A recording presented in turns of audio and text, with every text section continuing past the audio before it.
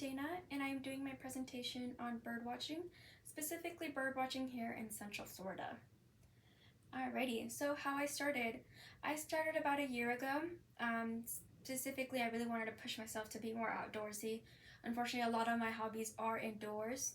So I started going on trails and kayaking, and I would see a lot of bird species that I had no idea what their names were, nor did I know the distinction between the two of them, such as this tricolored heron. I saw it once when I was kayaking, and I used to call it a crane. How unfortunate.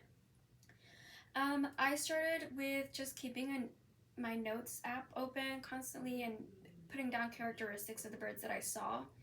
And unfortunately, that did stunt my growth a lot with learning about the bird species, just because I would Google the characteristics and I would get similar looking birds, such as the snowy egret and the ibis. And one of the ways that really helped me was downloading an app called Merlin on my phone. You can take a picture or even record the calls of the birds, and it really helps narrow down even to the region of the bird. And one thing that I learned, specifically for this year, I learned that birds can have different dialects from within an hour away from each other. I already knew birds from Texas and Florida, same species of birds, can have completely different dialects. I just didn't know that they could have it within an hour away from each other. And this is very important just because, for example, take Orlando and St. Cloud.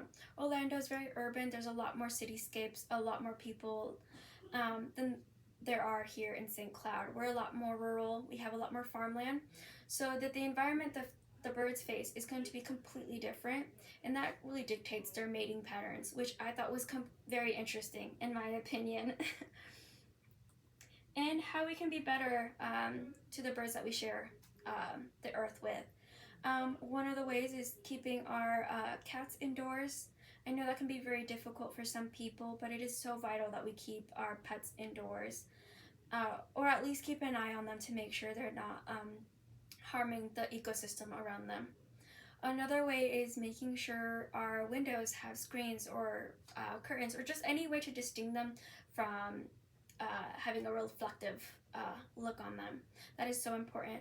And also learning more about the animals that we share the earth with. I feel like it is so important to learn more about what exactly we have here in Florida.